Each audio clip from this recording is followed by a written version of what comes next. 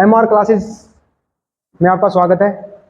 MR classes की तरफ से आपके लिए हम ऑनलाइन व ऑफलाइन क्लासेस लेके आ रहे हैं। इसमें हम GK, GS, reasoning, computer, English की क्लासेस और मैथमेटिक्स की क्लासेस शुरू करेंगे। इसमें मैं आपको मैथ और रीजनिंग सोल्व करवाऊंगा और मैथ की हम ये बुक सोल्व करेंगे जो रीता अग्रवाल की है। आर्यंत का जो मैथ है ये बहुत ही अच्छा मैथ है। इसमें 5000 प्लस क्वेश्चन है। इस बुक का कंप्लीट सॉल्यूशन करेंगे और हर टॉपिक को एक वेल अरेंज फॉर्मेट में सोल्व करेंगे, बिल्कुल type wise and topic wise बढ़िया तरीके से सोल्व करेंगे। आज का जो अपना टॉपिक है वो है नंबर सिस्टम, संख्या पद्धति। नंबर सिस्टम को पढ़ने से पहले हमें संख्या के बारे में पता होना चाहिए।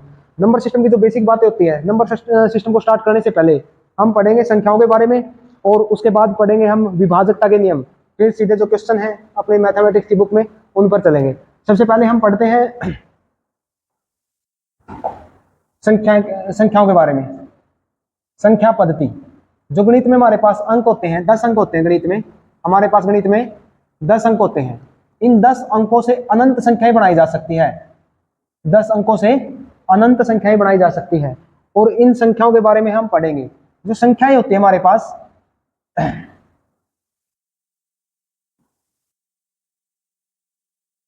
जो संख्या होती है हमारे पास वो हमारी दो प्रकार की होती है। कितने प्रकार की होती है? दो प्रकार की संख्या हमारे पास दो प्रकार की होती है। नंबर एक वास्तविक संख्या, वास्तविक संख्या। नंबर दो काल्पनिक संख्या। काल्पनिक संख्या, इन संख्याओं को आयोटा द्वारा दर्शाया जाता है, आई। और जिन संख्याओं के वर्गमूल में ऋणात्मक चिन्ह होता है, जिन संख्याओं के वर्गमूल में ऋणात्मक चिन्ह होता है वो संख्या क्या होती है? काल्पनिक संख्या कहलाती है। सीधी पहचान क्या है काल्पनिक संख्याओं की? जिन संख्याओं के वर्गमूल में ऋणात्मक चिन्ह होता है वो संख्याएं काल्पनिक संख्या कहलाती हैं। और जो वास्तविक संख्या होती है वो दो संख्याओं से मिलकर बढ़ती है। नंबर एक परिमेय संख्या और अपरिमेय संख्या। परिमेय संख्या, परिमेय संख्या और एक अपरिमेय संख्या। परिमेय संख्या और अपरिमेय संख्या। परिमेय संख्या जिन संख्याओं के को हम p बाई क्यू के रूप में लिख सकते हैं, यानी कि a बटा b के रूप में लिख सकते हैं, और जहां q is equal not to zero, जहां q अपना जीरो नहीं होना चाहिए, उन संख्याओं को परिमेय संख्या कहा जाता है। जो आगे पढ़ेंगे प्राकृत संख्याओं के और परिमेय संख्याओं के बारे में, इनका क्या रिलेशन होता है। अभी परिमेय संख्या समझो बस। जिन संख्या को p बाई क्यू के रूप में लिख सकते हैं वो सभी परिमेय संख्या होती है। और अपरिमेय संख्या की दो पहचान होती है। नंबर एक अपूर्ण वर्गमूल, अपूर्ण वर्गमूल। नंबर दो अशांत भिन्न, अशांत दशमलव आवर्ती, अशांत दशमलव आवर्ती, आवर्ती और भिन्न फ्रीक्वेंसी, भिन्न फ्रीक्वेंसी। अशांत दशमलव आवर्ती और भिन्न फ्रीक्वेंसी। जो दशमलव आवर्ती दो प्रकार की होती है, एक शांत होती है और एक अशांत होती है। मान लो कोई है जैसे 5.21212121 इनफाइनाइट तक चला गया, ये क्या है? जो दशमलव आवर्ती है ये है तो अशांत, सॉरी जो दशमलव है ये फ्रीक्वेंसी है, क्या है? ये भिन्न फ्रीक्वेंसी है। आवर्ती अशांत है, फ्रीक्वेंसी क्या है? समान है। सॉरी क्या आवर्ती क्या है? समान फ्रीक्वेंसी है। इसको हम ऐसे भी लिख सकते हैं 5.21 के ऊपर बार। अगर इस प्रकार हो 5.213 54213 ऐसे इनफाइनाइट तक चला जाए। जो पाई होती है हमारी, पाई, जो पाई है, पाई एक अपरिमेय संख्या है। पाई एक अपरिमेय संख्या है। पाई एक क्या है? अपरिमेय संख्या है। बट जो पाई का मान 22/7 लिखते हैं उसको परिमेय माना जाता है। क्या वो? पाई का मान क्या है? परिमेय है। उसके बाद जितनी परिमेय संख्याएं होती हैं, परिमेय संख्याएं, परिमेय संख्याओं के भी प्रकार होते हैं।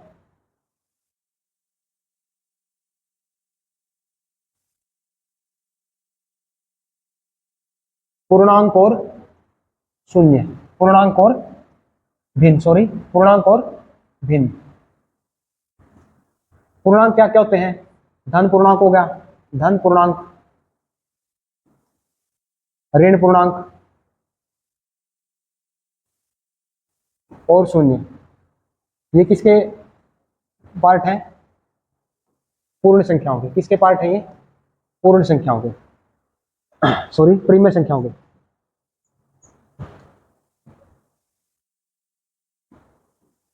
परिमेय संख्याओं के इससे है, परिमेय संख्याएं पूर्णांक और भिन्न। जितने भी हमारे धन पूर्णांक होते हैं वो प्राकृत संख्याएं होती है। कौन सी संख्या होती है? प्राकृत संख्या। प्राकृत संख्या कहां से शुरू होती है? एक से शुरू होकर इनफाइनाइट तक चली जाती है। सबसे समझने की बात है, प्राकृत संख्या एक से शुरू होकर अनंत तक जाती है। और जो प्राकृत संख्याओं में क्या क्या पढ़ते हैं हम? अपरिमेय संख्या, सॉरी अपरिमेय तो पढ़ लिया अपन ने, अभाज्य संख्या, अभाज्य संख्या, अभाज्य संख्या, इसको हम रूढ़ संख्या भी कहते हैं, रूढ़ संख्या, भाज्य संख्या, भाज्य संख्या, इसको यौगिक भी कहा जाता है, यौगिक, सम संख्या, विषम संख्या, पूर्ण संख्या, पूर्ण संख्या और सह अभाज्य संख्या, सह अभाज्य संख्या, सह अभाज्य संख्या। देखो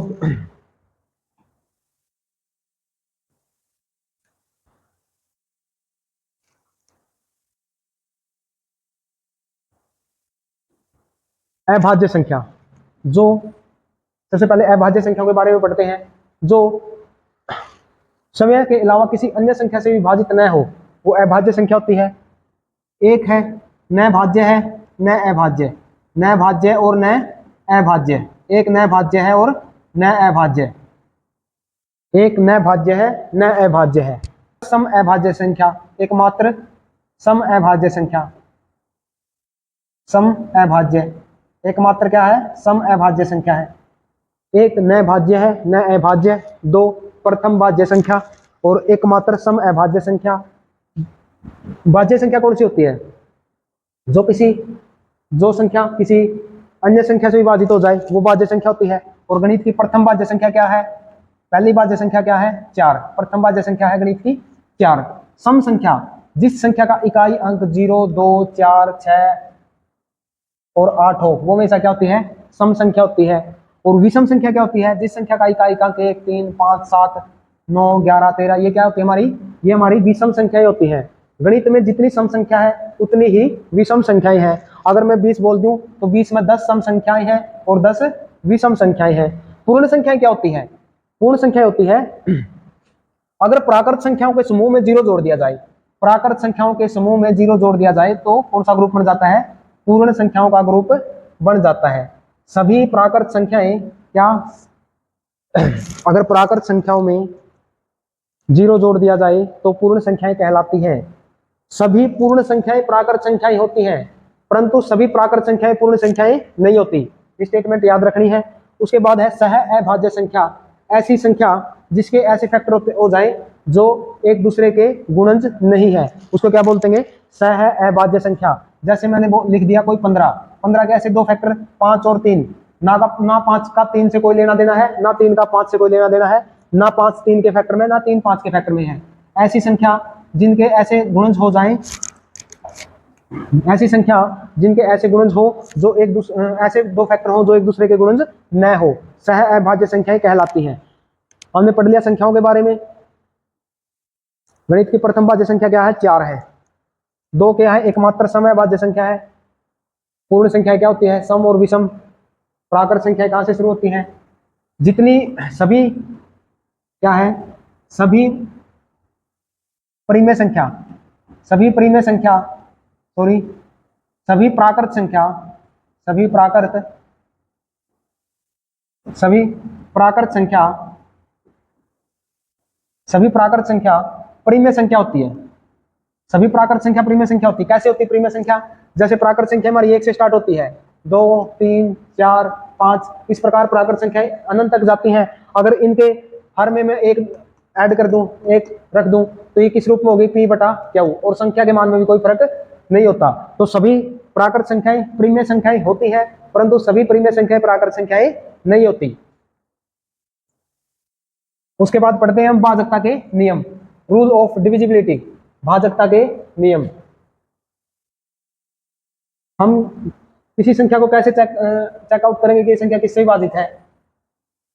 सबसे पहले हम करेंगे दो की भाजकता से, दो की भाजकता, दो की भाजकता, उसके बाद तीन की भाजकता, उसके बाद चार की भाजकता, उसके बाद पांच की भाजकता, छह की भाजकता, सात की भाजकता, आठ की भाजकता, नौ की भाजकता, 11 की भाजकता, 13 की भाजकता, 17 की भाजकता, और उसके बाद पढ़ेंगे हम सह अभाज्य गुणनखंड। उससे हम किसी भी संख्या की भाजकता अगर इन्हें सीख लेंगे तो किसी भी संख्या को फाइंड आउट कर सकते हैं कि ये किससे विभाजित है। सबसे पहले अगर किसी संख्या का इकाई अंक 0, 1, 2 सॉरी 0, 2, 4, 6 और 8 हो, वो संख्या हमेशा 2 से विभाजित होगी। अगर किसी संख्या का इकाई अंक 0, 2, 4, 6 व 8 हो, वो संख्या हमेशा 2 से विभाजित होगी। उसके बाद 3 की विभाजकता, संख्या के अंकों का योग अगर 3 से विभाजित है, संख्या के अंकों का योग, अंकों का योग अगर 3 से विभाजित है तो वो पूरी संख्या 3 से विभाजित है। जैसे कोई संख्या लिख दी 5, 4, 2,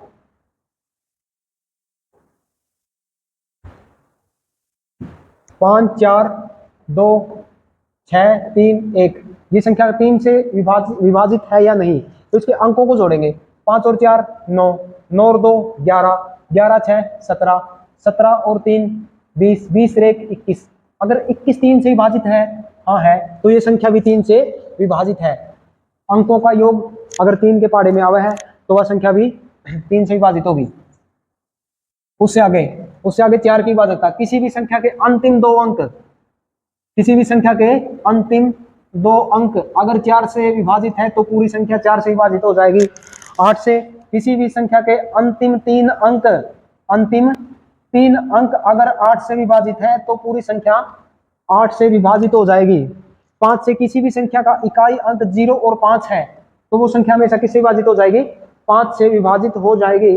6 से जहां 2 और 3 की विभाजकता एक साथ लगे, जहां 2 और 3 की विभाजकता, 2 और 3 की विभाजकता एक साथ लगे, विभाजकता एक साथ लगे, जहां 2 और 3 की विभाजकता एक साथ लगे, जैसे कोई संख्या हमने लिख दी 2, 5, 7, 4, 3, 1, 0, ये संख्या चेक करनी है 7 से विभाजित है या नहीं है, सॉरी 6 से विभाजित है या नहीं है। हमें यहाँ 2 की और 3 की विभाजकता चेक करनी है, 2 की और 3 की। 2 की विभाजकता लगेगी क्योंकि इकाई अंक क्या है? 0 है। 3 की विभाजकता 5 और 2 7 और 7 14 और 4 18 और 3 21 और 1 22, लेकिन 3 की विभाजकता नहीं लगेगी तो ये संख्या भी 6 से विभाजित नहीं होगी। अगर 3 की विभाजकता लग जाती और 2 की भी लग जाती तो ये संख्या 6 से विभाजित होती। 7 से विभाजकता का क्या नियम है? कोई भी संख्या है उसके अंतिम अंक को 2 गुना करके शेष संख्या में से घटाओ, अंतिम अंक को 2 गुना करके, अंतिम अंक को 2 गुना करके, अंक को 2 गुना करके, 2 गुना करके शेष संख्या से घटाओ। जैसे कोई संख्या लिख दी 53,432, ये चेक करनी है 7 से विभाजित है या नहीं है। अंतिम अंक को 2 गुना कर दो, 4 इसमें से घटा दो, 13 में 4 गए 9, 3 3 5, 2 गुना कर दो 18, 13 में 5 गए 8 गए 5 1 5, 2 गुना कर दो 10, 10 गए, कितना रह गया 1 और 4 41, कितना रह गया 41। अगर 41 7 से विभाजित है तो यह संख्या भी 7 से विभाजित होगी। अगर 41 7 से विभाजित है नहीं है तो यह संख्या भी 7 से विभाजित नहीं है। उसके बाद 9 की विभाजकता, अगर जैसे 3 की विभाजकता वैसे ही 9 की विभाजकता, अंकों का योग 9 से विभाजित हो, अंकों का योग 9 से विभाजित हो, किसी भी संख्या के अंकों का योग 9 से विभाजित हो, अगर संख्या के अंकों का योग 9 से विभाजित है तो वो पूरी संख्या 9 से विभाजित हो जाएगी। जैसे 3 में अपन चेक करी थी वैसे 9 में 5 7 4 2 1, अगर ये संख्या चेक करनी है 9 से विभाजित है या नहीं है तो 5 7 और 5 12, 12 और 4 16, 2 18 और 1 19, क्या 19 9 से विभाजित है? नहीं, तो ये संख्या भी 9 से विभाजित नहीं है। उसके बाद 11 की विभाजकता सबसे इंपॉर्टेंट है, 11 की विभाजकता सबसे ज्यादा क्वेश्चन आते हैं 9 9 11 और 3 की विभाजकता से। सम तथा विषम स्थानों का अंतर 0 या 11 का गुणज हो, सम तथा विषम स्थान, सम तथा विषम स्थानों का अंतर, सम और विषम स्थानों का अंतर, सम व विषम स्थानों का अंतर, विषम स्थानों का अंतर, स्थानों का अंतर, सम तथा विषम स्थानों का अंतर 0 या 11 का क्या हो? गुणज हो। सम तथा विषम स्थान है न कि संख्याएं, अंक सम तथा विषम स्थान है। सम तथा विषम स्थान कैसे देखेंगे हम? कोई संख्या लिख दी 5 4 2 6 8 4, ये संख्या चेक करनी है हमने 11 से विभाजित है या नहीं है। तो सबसे पहले एक अंक, जो पहला अंक होता है वो विषम अंक होता है, उसके बाद सम, उसके बाद विषम, उसके बाद सम, उसके बाद विषम। इनको जोड़ेंगे 5 और 2 7, 8 और 7 15, फिर उसके बाद इनको जोड़ेंगे 6 और 4 10, 10 और 4 14, 15 माइनस 14, अंतर कितना हो गया 1। लेकिन अंतर अपना आना कितना चाहिए? या तो 0 या फिर 11 का कोई गुणज हो, 11 22 33 44 66 या फिर 0 हो। तो इस प्रकार से संख्या में 11 की भाजकता को हम चेक कर सकते हैं। उसके बाद हम पढ़ेंगे 13 की भाजकता और 17 की भाजकता, 13 की और 17 की भाजकता, 13 की भाजकता और 17 की भाजकता। 13 की भाजकता 3 और 1 कितना हुआ है? 4 हुआ है। तो किसी भी संख्या के अंतिम अंक को 4 से गुणा करके शेष संख्या में जोड़ो। 13 में क्या हो गया? अंतिम अंक को 4 से गुणा करनी है। अंतिम अंक हो गया, इकाई अंक हो गया, इसको किससे गुणा करनी है? 4 से।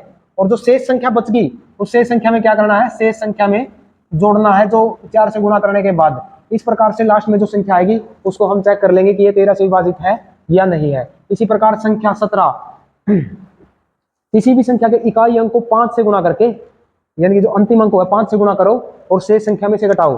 कोई संख्या लिख दी 42 5 4 2 1, इकाई अंक हो गया 1, इससे 5 से गुणा कर दी 5, शेष संख्या से घटाओ 12 में 5 गए 7 3 5 2 4, इस प्रकार 35 5 से गुणा करेंगे जो 35, शेष संख्या में से घटा दो और जो लास्ट में संख्या बचेगी उसको चेक कर लेंगे ये 17 से विभाजित है या नहीं है।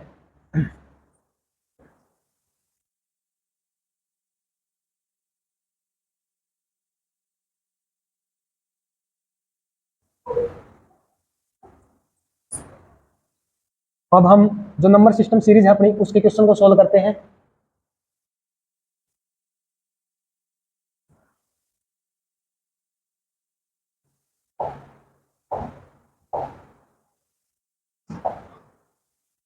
नंबर सिस्टम के हम सभी सवालों को सोल्व करेंगे और आपसे उम्मीद करूंगा कि आपने ये सारे सवाल अच्छी तरीके से समझ में आ जाएंगे और आपके इन फ्यूचर काम भी आएंगे। और आपने अपना हमारे जो चैनल है MR क्लासेस, इसको सब्सक्राइब करना है और वीडियो को शेयर करना है ताकि मोटिवेट हुआ और आपके खातर बढ़िया तरीके से मेहनत करा। जो हमारा पहला क्वेश्चन है नंबर सिस्टम में, जो पहले क्वेश्चन आता है स्थानीय मान और जातीय मान से रिलेटेड आता है। स्थानीय मान किसी भी संख्या के स्थान को दर्शाता है या रिप्रेजेंट करता है, और जातीय मान उस संख्या की जाति को दर्शाता है, अंक की जाति को दर्शाता है। स्थान कभी किसी का भी चेंज हो जाता है परंतु जाति उसकी चेंज नहीं होती। जातीय मान संख्या का वही होता है जो संख्या की वैल्यू होती है। 5 का जातीय मान 5 रहेगा, 6 का जातीय मान 6 रहेगा, 0 का जातीय मान 0 रहेगा, 3 का जातीय मान 3 रहेगा। लेकिन स्थानीय मान बदल जाता है। संख्या का स्थानीय मान कभी आज 5 इकाई के स्थान पर है तो नेक्स्ट क्वेश्चन में क्या पता वो दाई के स्थान पर हो, सैकड़ा के स्थान पर हो। तो 43 90 675 में 9 का स्थानीय मान क्या होगा? स्थानीय मान 9 का स्थानीय मान, 9 के बाद कितने डिजिट अंक हैं? 1 2 3 4, 1 2 3 4, कितना आ गया? 90,000, ऑप्शन नंबर डी। अगर ऐसे 4 का स्थानीय मान, अगर ऐसे ही 6 का स्थानीय मान पूछा जाता,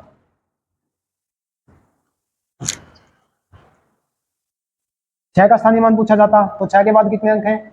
2, 2 0 लगा देंगे। अगर 5 का पूछा जाता तो 5 का स्थानीय मान क्या होगा? 5।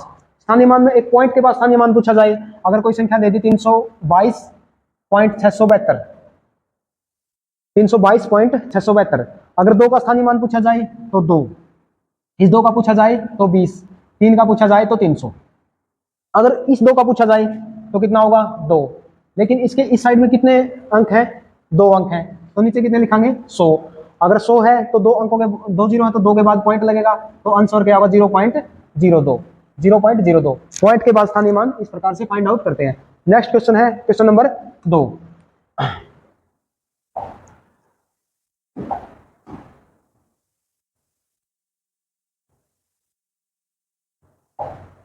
357.21 में 5 का मान कितना होगा? 357.21 में 5 का मान कितना होगा? अगर जो कोई संख्या ये 7 है, 7 किस स्थान पर है? इकाई के स्थान पर है। अगर ये 5 पूछा जाए तो दहाई के स्थान पर है। दहाई का मतलब क्या हुआ है? 10। 5 का स्थान कौन सा? 5 10। अगर इसमें 2 का स्थानीय मान पूछा जाए तो 2, अगर 1 का पूछा जाए तो 1/10 यानी कि 0.1, अगर इसमें 3 का पूछा जाए तो 300 स्थानीय मान। नेक्स्ट क्वेश्चन है 32, 90 और 75 में 7 के स्थानीय मान और जातीय मान का अंतर क्या होगा? 32, 90 और 75 में 7 का स्थानीय मान कितना होगा? 7। कितने डिजिट है? 1, 0। और 7 का जातीय मान, जो जातीय मान कभी भी चेंज नहीं होता, जो संख्या होती है वो उसका जातीय मान ही होती है 7। तो 70 में से 7 का कितना रहेगा? 63। Option number D. Option number D.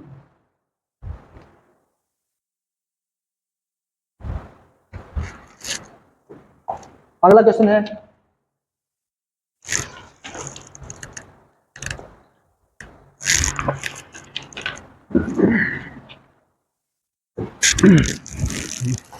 सबसे छोटी अभाज्य संख्या है।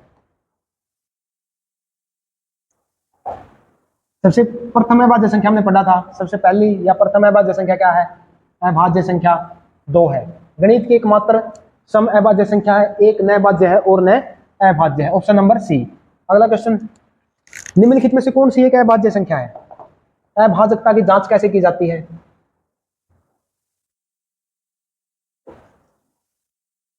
किसी भी संख्या में अभाजकता की जांच। अभाजकता, अभाजकता की जांच। अभाजकता की जांच कैसे करते हैं? अभाजकता की जांच मतलब अपना है 161, किसके वर्ग के यानी किसके स्क्वायर के अंडर में आवे? ये 13 का स्क्वायर। 13 का स्क्वायर के अंडर में आवे है, थोड़ा बड़ा होगा। तो हम क्या करेंगे? 13 तक की अभाज्य संख्या लिखेंगे। 2, 3, 5, 7, 11, 13।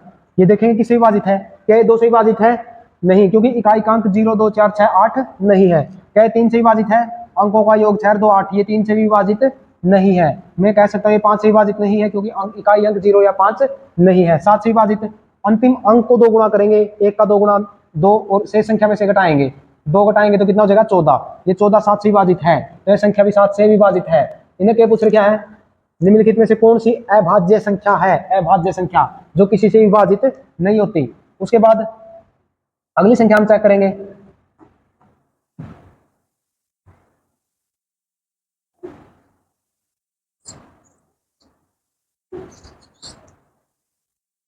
एक सौ इकहत्तर है, जो ये किसके वर्ग के अंडर में आवा है? 14 का स्क्वायर। 14 तक की अभाज्य संख्या लिखेंगे। 2, 3, 5, 7, 11, 13। सबसे पहले देखेंगे ये 2 से विभाजित नहीं है। क्यों? इकाई का अंक 2, 4, 6, 0 ये नहीं है। 3 से विभाजित अंकों का योग 7, 1, 8, 1, 9। ये संख्या हमारी किससे विभाजित होगी? 3 से विभाजित होगी। किससे विभाजित होगी? ये 3 से विभाजित होगी। उससे आगे 173,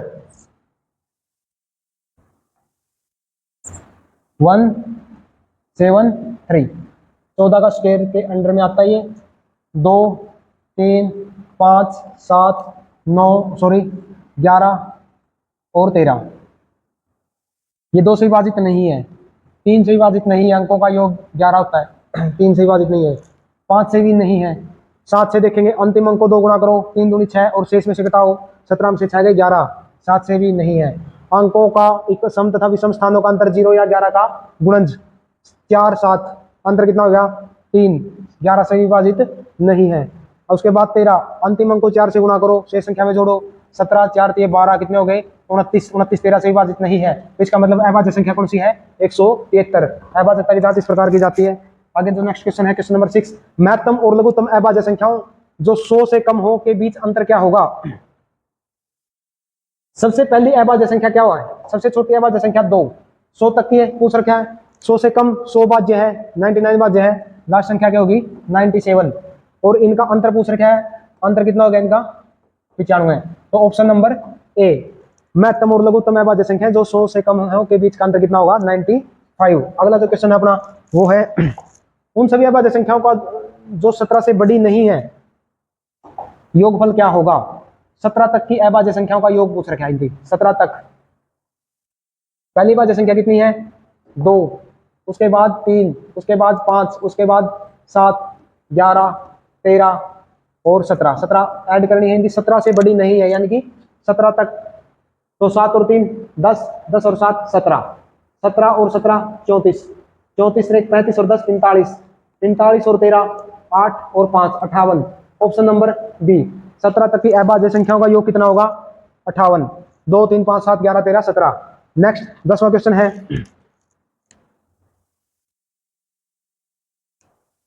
14 38 65 निम्न में से किससे विभाज्य है? चेक करने की विभाजकता के नियम हमने पढ़ लिए, किससे विभाजित है ये? सबसे पहले देखो ये ऑप्शन नंबर ए चकलियां 3 से विभाजित है, अंकों का योग कितना होगा? 5 और 3 8 8 16, 16 और 6 22 और 5 27, अंकों का योग 27 हो गया। 3 से विभाजित है लेकिन 4 से विभाजित नहीं है, तो option number A cancel. Option number B देखो, इकाई अंक ये संख्या 2 से विभाजित नहीं होती, तो 5 और 9 की विभाजकता चेक करने की इसमें कोई जरूरत नहीं है। इसमें भी 2 है तो 5 की विभाजकता लगे 3 की विभाजकता लगे कोई फर्क नहीं पड़ता, ये ऑप्शन अपना कैंसल। 3 से विभाजित है क्यों? अंकों का योग 27 है। 9 से विभाजित है, अंकों का योग 27 है। और 5 से विभाजित है क्योंकि इकाई अंक 5 है। इस प्रकार इसलिए ऑप्शन नंबर क्या होगा? डी। नेक्स्ट क्वेश्चन, निम्न संख्याओं में से कौन सी 18 से विभाज्य है? 18 से विभाज्य है।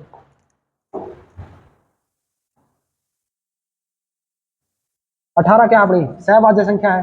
18 क्या है? सहभाज्य संख्या। 18 के को प्राइम फैक्टर्स करेंगे 18। 18 के ऐसे दो गुणनखंड करो जिसका HCF 1 हो, यानी कि वो एक दूसरे के गुणज ना हो। 18 को लिख सकते हैं हम 2 और 9।